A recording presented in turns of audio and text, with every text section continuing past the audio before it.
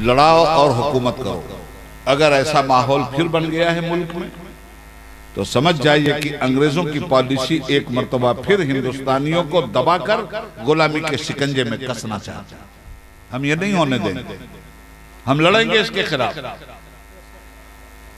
अब जेल हो, लाठी हो, गोली हो, हम मारे जाएं, हम तो समझते हैं कि हर उस आवाज को आपने दबा दिया जो आवाज इंसानियत की हिफाजत के लिए और भारत की जमहूरियत के लिए आपके जुल्म के खिलाफ उठी, आपने उस आवाज को हमेशा के लिए खामोश कर दिया। हो सकता है कल उबैदुल्लाह आज़मी मार दिए जाएं, हमें इसकी परवाह नहीं, मगर हम जब तक जिंदा हैं हम जुल्म के खिलाफ आवाज उठाते रहे। हमें बाबा साहब भीमराव अंबेडकर ने एक संविधान दिया, हम उस संविधान की रक्षा करेंगे, उस संविधान को मरने नहीं देंगे। इसलिए कि इतना साफ सुथरा संविधान है भारत कि अगर यह संविधान खत्म हुआ, अगर इसको किसी हुकूमत ने डैमेज करने में कामयाबी हासिल की तो ये कागज के पन्नों पे लिखी हुई किताब डैमेज नहीं होगी, ये 7 फुट का इंसान डैमेज होगा, इस मुल्क का हिंदू डैमेज होगा, इस मुल्क का मुसलमान डैमेज होगा। इसलिए एनपीआर, एनआरसी और सीएए के खिलाफ जो हम बोल रहे हैं और लड़ाई लड़ रहे हैं, ये हिंदू मुसलमान को बांटने की लड़ाई नहीं है, हिंदू मुसलमान के हितों को बचाने के लिए हिंदुस्तान के संविधान की हिफाजत की लड़ाई है। आज लाखों लाख लोग रोड पे हैं, सब जाहिर नहीं। हमारे प्रधानमंत्री की डिग्री के लिए तो इसी देश में बहस चली कि असली है या नकली, मगर ये देश के जो प्रोफेसर असली डिग्रियां लिए हुए हैं पागल हैं। आज सारे रोड पे लोग हैं, बेचैनियां हैं लोगों में। क्यों बेचैनी है? बेचैनी आपने पैदा किया, फसाद आपने पैदा किया, हुकूमत हर बहास पे नाकाम। प्याज 150 रुपया किलो बिक गई, पेट्रोल और डीजल के दाम इस वक्त जब बिल्कुल सड़ी हुई मुर्गी की तरह सस्ते हो गए हैं तो भी आसमान से बात कर रहे हैं। देश की आर्थिक व्यवस्था जहन्नम में चली गई। इन तमाम तर चीजों से जहन हटाने के लिए हिंदू और मुसलमान को लड़ाइएगा, हिंदू मुसलमान की राजनीति कीजिएगा और इल्जाम हम पर लगाइएगा। पूरा देश उलझ के रह गया, न तालीम पे बात हो रही है, न किसानी पे बात हो रही है, न खाद पे बात हो रही है, न किसान पे बात हो रही है, न तिजारत पे बात हो रही है। हिंदू मुसलमान, हिंदू मुसलमान, हिंदू मुसलमान, यहां नफरत, वहां नफरत, यहां दंगा, वहां फसाद।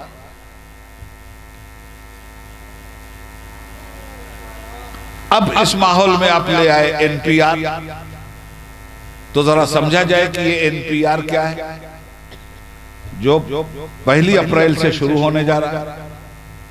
National population register. हुकूमत ने फैसला लिया कि एक ऐसा रजिस्टर तैयार करेंगे जिस रजिस्टर में हिंदुस्तान के सारे लोगों की जनसंख्या हमें रिकॉर्ड पे डाटा की शक्ल में मिल जाएगी। गौर से सुनिए बात। चलिए, तो मैं कहता हूं रिकॉर्ड पे डाटा की शक्ल में अगर पूरे मुल्क की जनसंख्या ही आपको चाहिए थी तो एनपीआर की क्या जरूरत है? हर 10 साल के बाद तो सेंसस होता है देश में, हर 10 साल के बाद तो जनगणना होती है देश में, हर 10 साल के बाद मर्दमशुमारी तो होती है देश में। उस मर्दमशुमारी का टाइम 2020 में नहीं है, 2021 में। जब 2021 आएगा तो ये मर्दमशुमारी करवा लीजिएगा। ये 2020 में फितना क्यों पैदा किया आपने एनपीआर? एनपीआर में क्या क्या पूछा जाएगा आपसे? मर्दमशुमारी में सिर्फ ये पूछा जाता है कि आपके घर में कितने मर्द हैं, कितनी औरतें हैं। समझ जाओ, ये सब चीजें बहुत जरूरी हैं समझना। कितने लोग हैं घर में मर्द और कितने लोग हैं औरतें, वो रिकॉर्ड पे आ गया और चले गए। और मालूम यह हुआ कि 10 साल में भारत की जनसंख्या इतनी बढ़ गई जिसमें ये परसेंटेज औरतों का हो गया और ये परसेंटेज मर्दों का हो गया। इसका नाम है सेंसस। आप कह रहे हो सेंसस भी आएगा और एनपीआर भी, तो ये एनपीआर किस लिए? अब इसमें आप क्या पूछ रहे हो? सेंसस में तो सिर्फ ये पूछा गया था, इसमें आप पूछ रहे हो आपका नाम, आपके बाप का नाम, आप कहाँ पैदा हुए, बाप कहाँ पैदा हुए, माँ कहाँ पैदा हुई, अभी कहाँ रहते हो, इससे पहले कहाँ रहते थे, कितने दिन से यहाँ हो, कागज दिखलाओ, ये बताओ वो बताओ। हमने कहा हम कुछ नहीं बताया। जब ये पूरी लड़ाई लड़े तो फिर आए बैकफुट पे और कहने लगे कि अब कागज दिखाने की जरूरत नहीं, हमारे अहलकार आएंगे, आपसे पूछ लेंगे, जो आप जवाब दे देंगे वो लिख लेंगे और चले जाएंगे, आपकी बात मान लेंगे। ए भाई, पहले तो कहा था कागज दिखाओ। हम लड़े तो कहने लगे अच्छा कागज दिखाने की जरूरत नहीं है, लोग जो आएंगे जो पूछेंगे वो लिख के लेके चल। तो काहे पे लिख के लेके जाएंगे? मोदी जी की जैकेट पे, अमित शाह के पैजामे पे? अरे भाई, ये तो लिख के ले जाएंगे कागज पे, तो बन तो गया कागज, और किसको कागज कहते हैं? अब उसके बाद क्या क्या था इन्होंने, ये मैं नहीं कहता, ये गवर्नमेंट ने कहा, पार्लियामेंट में कहा कि 6 महीने तक ये कागज तैयार होंगे, उसके बाद स्क्रूटनी होगी। अब स्क्रूटनी में जिन लोगों को ये काम दिया जाएगा उन्हें पावर भी दिया जाएगा कि जिन लोगों को वो संदेह के दायरे में देखते हो उनके कागज पे डी लिख दें। डी का मतलब हुआ डाउटफुल। डाउटफुल हुए तो ये एनआरसी में नहीं होंगे। नेशनल रजिस्टर सिटीजनशिप का जो कागज बनेगा उस कागज में वो लोग नहीं होंगे जिनके नाम के आगे डाउटफुल लिखा हुआ। एक साहब डाउटफुल कौन लिखेगा? डाउटफुल लिखेगा गया से आने वाला अहलकार कैमूर के लोगों को, और कैमूर वाला लिखेगा गया के लोगों को, और डाउटफुल मान लिया जाएगा। अब जब डाउटफुल हो गए तो एनआरसी से बाहर। अब क्या होगा? एक कोर्ट बनाई जाएगी, 30 दिन का आपको मौका दिया जाएगा, उस कोर्ट में जाके ये डाउट आप खत्म करवाइए। अगर कोर्ट में भी ये डाउट आपने नहीं खत्म करवाया तो अब आप एनआरसी से बाहर। एनआरसी से बाहर का मतलब क्या हुआ? आप घुसपैठिया हो गए, आप विदेशी हो गए।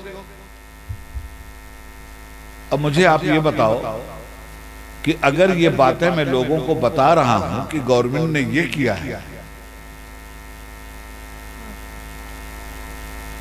तो ये हराम के पैसों पे पलने वाला टीवी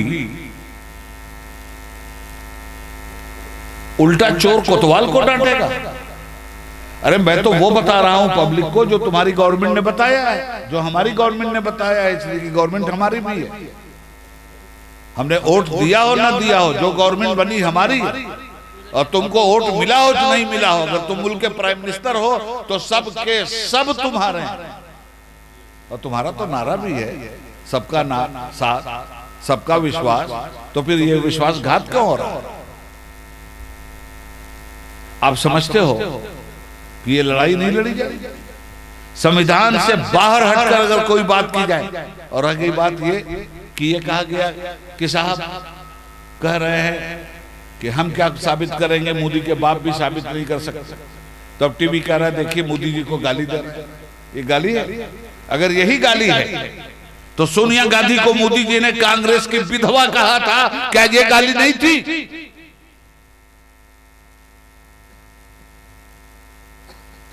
ये तो एक तरीका है कहने का।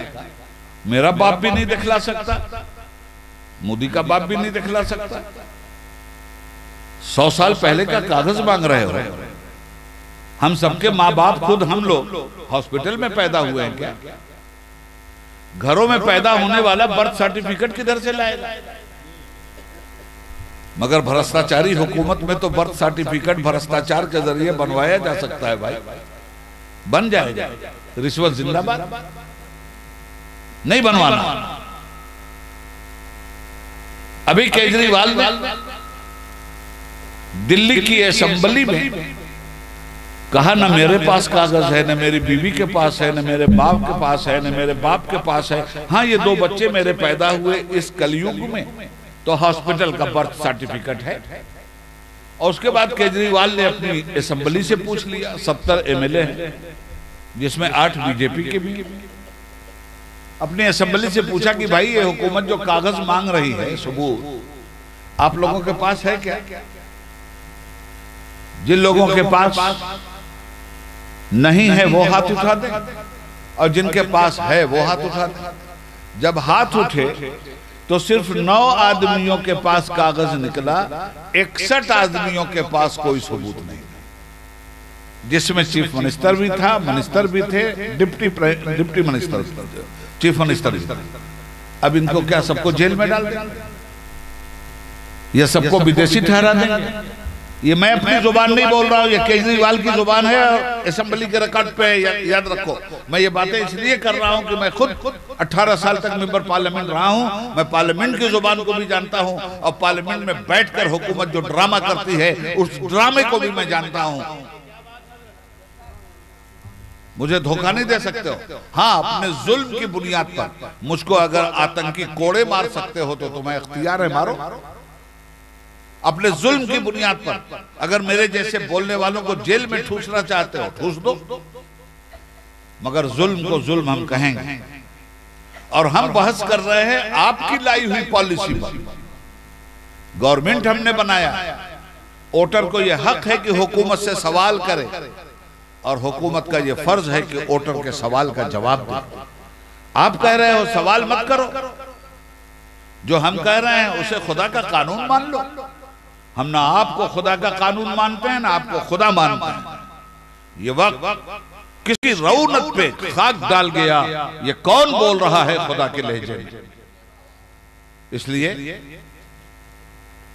अच्छी तरह से इस बात को आप समझ लीजिए। नोटिफिकेशन हुआ, गजट बना कि एनपीआर होगा और होने भी जा रहा है। तो ये क्या होता है नोटिफिकेशन? नोटिफाई होने का क्या मतलब? गजट बन जाने का क्या मतलब? इसको हम समझेंगे नहीं। उस नोटिफिकेशन और गजट में क्या है? डी लिख दिया गया तो डाउटफुल हैं आप, कहीं भागना मत। अच्छी तरह से सुनो, 14 दिन के बाद ये क़यामत तुम पे टूटने वाली है, इसलिए बात को समझ करके जाओ। यही आज के जलसे का खुलासा है। अब अमित शाह साहब ने जब इतना प्रेशर पड़ा, दुनिया बोल रही है, इंग्लैंड की पार्लियामेंट बोल रही है इस काले कानून के खिलाफ, अमेरिका बोल रहा है इस काले कानून के खिलाफ, यूनाइटेड नेशन बोल रहा है इस काले कानून के खिलाफ, ह्यूमन राइट्स कमीशन बोल रहा है इस काले कानून के खिलाफ। अब जब सारी दुनिया का दबाव पड़ा तो 4 दिन पहले हमारे मिनिस्टर ने हमारे हाउस, अपर हाउस राज्यसभा में बयान दिया कि एनपीआर से किसी को घबराने की जरूरत नहीं। अच्छा बयान आया, हम स्वागत करते हैं। भाई जब लोग लड़ते हैं और हुकूमत संतुष्ट कर दे तो जिस हुकूमत के खिलाफ हम बोल रहे हैं उसी हुकूमत को हम मुबारकबाद भी देंगे, मगर कब? जब हुकूमत जनता की आवाज सुनेगी तब। और उस वक्त तक लड़ते रहेंगे उस हुकूमत से जब तक हुकूमत जनता की आवाज सुनने के लिए तैयार नहीं। तो अमित शाह साहब ने ऐलान किया कि एनपीआर से किसी को डरने की जरूरत नहीं। और मैं पार्लियामेंट के सभापटल पे ये ऐलान करता हूं, ये वादा करता हूं कि एनपीआर में किसी को भी डाउटफुल नहीं लिखा जाएगा। एक बड़ी खबर है, किसी को भी डाउटफुल नहीं लिखा जाएगा। तो अगर ये इतने दिनों का प्रदर्शन नहीं होता, अगर ये इतने दिनों तक धरना नहीं दिया जाता, अगर ये हमारी माए बहनें जाड़े के जमाने में रोड पर नहीं आती, अगर ये हिंदू मुसलमान जलसा जुलूस नहीं करता, अगर ये लाठी गोली हुकूमत के जुल्म सितम की नहीं खाता तो हुकूमत झुकती। यही अमित शाह थे ना जिन्होंने लोकसभा में कहा था कि जो पास कर दिया है 1 इंच नहीं हटेंगे। भूल गए?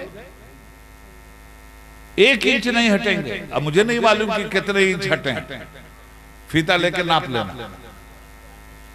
कहने लगे एनपीआर से किसी को घबराने की जरूरत नहीं, किसी के नाम के आगे डाउटफुल नहीं लिखा जाएगा। अच्छी खबर, हम स्वागत करते हैं गवर्नमेंट के इस बयान का, मगर सिर्फ इतना कहने से काम नहीं चलने वाला। उन्होंने कहा कि अगर आपको कोई संदेह हो, कोई शक हो, तो आप लोग हमसे बात कर सकते हैं। अब जिन लोगों को दावत दिया है उन्होंने, वो लोग तो जाएंगे बात करने, मगर उन्होंने दावत दिया है कि जिसको भी शक हो वो हमसे बात करे। तो हमको अगर आप टाइम नहीं दे रहे तो हम तो अखबारों के माध्यम ही से ना आपसे बात करेंगे, हम तो टीवी के माध्यम ही से ना आपसे बात करेंगे, और आपको जानकारी हमारी टीवी ही के जरिए न मिलेगी। मगर वारे बेईमान टीवी वालों, अगर हम तुमको इंटरव्यू दे दे कि शराब की हालत में नमाज पढ़ना कैसा है, अगर तुमने ये सवाल हमसे कर लिया कि कोई शराब पिए हो तो नमाज पढ़ना कैसा है, तो हम उसका जवाब देंगे कुरान की जुबान में, या अय्युहल्लज़ीना आमनू ला तक़रबुस सलाता व अंतुम सुकारा। ऐ ईमान वालो, उस वक्त नमाज पढ़ने हरगिज मत जाना। ऐ ईमान वालो, नमाज पढ़ने हरगिज मत जाना, नमाज पढ़ने हरगिज मत जाना अगर तुमने शराब पिया है और तुम नशे में हो। किसने कहा? कुरान ने ना। हमसे आपने इंटरव्यू लिया ना कि शराब पी करके जो नमाज पढ़ने जा रहा है उसके बारे में क्या हुक्म है, तो हमने कहा कुरान का हुक्म है कि ऐ ईमान वालो, हरगिज नमाज के करीब मत जाना अगर तुम नशे में। अब टीवी वालों की बेईमानी देखिए, उन्होंने अगर तुम नशे में हो हमारी बात काट दिया और सिर्फ आधी बात डाल दिया कि उबैदुल्लाह आज़मी कह रहे हैं कि ऐ ईमान वालो तुम हरगिज नमाज के करीब मत जाओ। ये देखो तुम्हारे ही मौलाना नमाज के खिलाफ बोल रहे। ये ड्रामा ये लोग करते हैं सबके साथ। आज भी मेरा कैसेट इन्होंने दिखलाया, मगर उसी कैसेट में जहां ये ऊपर स्लिप चला रहे हैं कि मोदी जी के खिलाफ जहर उगल रहे हैं, देश के खिलाफ जहर उगल। अरे बेईमान, तेरे अंदर हिम्मत है तो आप कर मुझसे बात और साबित कर कि मैंने देश के खिलाफ क्या कहा है। और अगर मोदी के खिलाफ बोलना देश के खिलाफ है तो हम तेरी इस बेहुदगी को नहीं मानते। हम मोदी को देश का प्राइम मिनिस्टर तो मानते हैं, हम मोदी को देश नहीं मानते, नहीं मानते, नहीं मानते। समझिए बात को अच्छी तरह से। ये मामूली लड़ाई है। आपने जो कानून बनाया है इस पे हमारी आपत्ति है, और जब भी कोई कानून बनता है तो आपत्ति होती है। गांधी जी ने हम लोगों से कहा था ये देश गांधी का है, ये गोडसे का देश नहीं। गोडसे गद्दार था जिसकी पूजा करने वाले तुम हो, हम नहीं। इस मुल्क का सेकुलर हिंदू नहीं, इस मुल्क का सेकुलर मुसलमान नहीं। गोडसे का मंदिर तुम बनवाने के लिए खड़े हो। गांधी जयंती के मौके पर गांधी की कागज की तस्वीर बनाकर इसी अलीगढ़ जिले में इन लोगों ने सीधे सीधे गोलियां मारी गांधी के फोटो पर। इसी हिंदुस्तान में ये सब कुछ हो रहा है, इसी हुकूमत के जमाने में ये सब कुछ हो रहा है। फिर भी हमसे ये गिला है कि वफादार झूठा प्रचार कर रहे हो, और आज से तुम्हारा झूठा प्रचार है। 2014 से तुम झूठा प्रचार कर रहे हो। ज्यादा दिनों तक ये बिन मौसम बरसात को नहीं रहने दिया जाएगा। जब बिन मौसम बरसात आती है तो खेती बर्बाद हो जाती है। आजकल हुई है ना बिन मौसम बरसात, देख रहे हो ना नुकसान। ये जो हुकूमत आई है ये बिन मौसम की है। ये सेकुलरिज्म के आसमान पे कम्युनलिज्म के बादल छाए हुए, और ये बादल हटेंगे और इंसानियत का सूरज निकलेगा। अर्ज ये करना चाहता हूं दोस्तों कि ये है एनपीआर। अमित शाह साहब ने ऐलान किया कि किसी के नाम के आगे डाउटफुल नहीं लिखा जाएगा, बहुत अच्छी बात। मगर अमित शाह साहब सिर्फ ये कहने से काम नहीं चलेगा। वो जो नोटिफिकेशन हुआ है, वो जो गजट बना है कि लिखा जाएगा मशकूक, लिखा जाएगा डाउटफुल, वो कानून की हैसियत रखता है। आपकी जुबान कानून की हैसियत नहीं रखती। आप 9 मरतबा इसी जुबान से बोल चुके हो कि पहले एनपीआर आएगा, उसके बाद एनआरसी आएगा, उसके बाद सीएए आएगा, और यही जुबान आज आपकी बोल रही है कि डाउटफुल नहीं लिखा जाएगा, मगर गजट में तो लिखा है कि डाउटफुल लिखा जाएगा। इसलिए अगर अपनी जुबान में ईमानदार और सच्चे हैं तो वो गजट खत्म कीजिए जिस गजट में ये लिखा हुआ है, और नया गजट लाइए जिस गजट में लिखिए कि किसी हिंदुस्तानी को डाउटफुल नहीं लिखा जाएगा। हम व्याख्या करेंगे तो हम मुजरिम हैं, हम जनता को समझाएंगे तो तुम्हारा टीवी कहेगा कि जनता को गुमराह कर रहे हैं, ये गुमराह कर रहे हैं, या जो तुमने गुमराह किया है उस गुमराही के पर्दे को चक कर रहे हैं। ये है दोस्तों एनपीआर। इसलिए हमारा मशवरा आपको है, और ये लड़ाई हम ही नहीं लड़ रहे, हमारे दलित भाई मैदान में, हमारे बैकवर्ड भाई मैदान में, हमारे इंसाफ पसंद अपर कास्ट भाई मैदान में, विनय दुबे जैसा पंडित मैदान में, बामन मिश्राम मैदान में, भीम सेना के चीफ चंद्रशेखर आजाद रावण मैदान में, बाबा साहब भीमराव अंबेडकर के परपोते डॉक्टर राज रतन अंबेडकर मैदान में, सारे हिंदू मुस्लिम इस काले कानून के खिलाफ मैदान में उतर गए। हुकूमत की जिम्मेदारी होती है। एक फर्जी गांधी इस मुल्क में पैदा हुआ जिनका नाम है अन्ना हजारे। दिल्ली में कांग्रेस की हुकूमत के खिलाफ जब धरना दिया उन्होंने, और इन्हीं लोगों ने दिलवाया, सुन लीजिए गौर से, इन्हीं लोगों ने वो धरना दिलवाया। क्या हुआ दिल्ली में? कांग्रेसी हुकूमत के 5-5 कैबिनेट मिनिस्टर गए कि भाई आपकी परेशानी क्या है, आप ये धरना खत्म कीजिए, आपके जो मुतालबात हैं हम उस पर गौर करेंगे।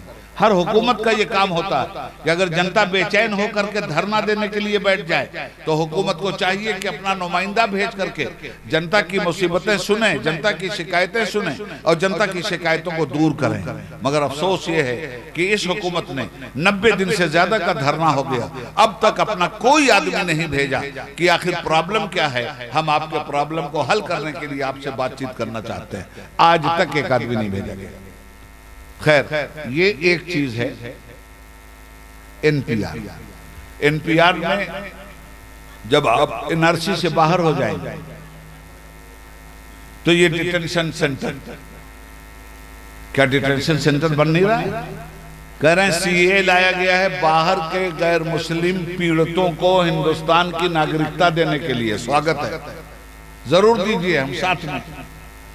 तो बाहर से आए हुए गैर मुस्लिमों को तो आप नागरिकता देंगे, और इस देश का हिंदू अगर पेपर दिखाने में कामयाब नहीं हुआ तो आप उसको घुसपैठिया बना देंगे। डिटेंशन सेंटर बना किसके लिए रहे हैं आप? अगर किसी को डाउटफुल मानना ही नहीं है हमारे साबित साहब, तो फिर डिटेंशन सेंटर की जरूरत क्या है? और डिटेंशन सेंटर अगर आप बना रहे हैं, करोड़ रुपया लगा के बना रहे हैं, इंसानों को बकरी और गाय बैल की तरह उसमें ठूसने के लिए बना रहे हैं, तो आखिर किन लोगों के लिए बना रहे हो भाई? इसलिए बात बहुत साफ है, और इन तमाम बातों की जानकारी आपको एज ए इंडियन मैन हासिल करना बहुत जरूरी है। आपके अधिकार हैं, आपका देश है, आप अपने देश को न टूटने दीजिए, न अपने संविधान से किसी हुकूमत और किसी जालिम को खिलवाड़ करने का मौका दीजिए। डट जाइए जुल्म के मुकाबले में, मगर जुल्म के मुकाबले से हटने के लिए तैयार ना होइए, वरना सिर्फ आप ही नहीं मारे जाएंगे जालिमों के हाथ में, आने वाली नस्लें भी मारी जाएंगी। और मारे जाने से मुराद मेरी सिर्फ ये नहीं है कि आपको लाठी गोली से भून दिया जाएगा। आज अगर आपके हितों को छीन लिया गया तो आने वाली नस्लों से भी आपके हक छीन लिए जाएंगे। याद रखिएगा इस बात को। इसलिए इस वक्त बुनियादी तौर पर हिंदुस्तानी हिंदुओं और मुसलमानों के हितों की रक्षा के लिए जरूरी है कि हर स्टेज से ये बोला जाए कि जुल्म और सितम का कानून हम नहीं बर्दाश्त करेंगे। कागज मांगा जाएगा, कब का? बाप कहां पैदा हुए थे, लाओ कागज। तो कब पैदा हुए थे भाई? 100 साल पहले का ना कागज मांगा गया। आपसे तो 6 महीना पहले का कागज मांगा गया था, आप नहीं दे सके। आपको याद होगा 1 साल पहले जंगी लड़ाका जहाज खरीदने के लिए फ्रांस के साथ एक सौदा हुआ हमारी गवर्नमेंट का। उसमें वो जहाज खरीदा गया जिसका नाम है राफेल। पता चला कि भ्रष्टाचार हुआ है और अंबानी ग्रुप को 30,000 करोड़ का फायदा पहुंचा दिया गया है राफेल के सौदे में। पूरे मुल्क में अपोजिशन ने चिल्ली चिल्ला मचाया, गली गली में शोर होने लगा कि चौकीदार चोर है, चौकीदार चोर है, चौकीदार चोर है। आपने सुना है कि नहीं सुना? अब जब सुप्रीम कोर्ट को यह लगा कि ये तो हर गली में शोर हो रहा है कि चौकीदार चोर है, तो सुप्रीम कोर्ट ने गवर्नमेंट ऑफ इंडिया को नोटिस भेजा और उस नोटिस में कहा कि राफेल की दस्तावेज लाओ, राफेल के कागजात लाओ जो 6 महीना पहले तुमने साइन किया। क्या हुआ उस वक्त? गवर्नमेंट ने अदालत में जाकर बयान दिया कि मिलाड वो कागजात जो 6 महीना पहले हमारे पास रक्षा मंत्रालय में महफूज थे, बड़ी मोटी अलमारी में ताला लगाकर जब हमने खोला तो पता चला कागज गायब हो गया।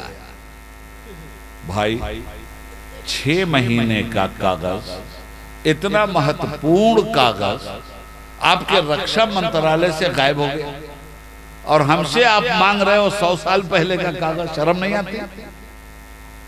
ये बातें जानने की जरूरत है या नहीं? और इन बातों में कितनी बातें जानी हैं आप? और ये बातें जब हम बताते हैं तो बेईमान टीवी कहता है, इंडिया टीवी, कि मौलाना तो भड़का रहे हैं लोग। अरे भड़का तो दिया है तुमने, आग ठंडी हम कर रहे हैं और तुमसे भी रिक्वेस्ट कर रहे हैं कि हटाओ इस काले कानून को, मत परेशान करो देश को, देश की उन्नति प्रगति का काम करो।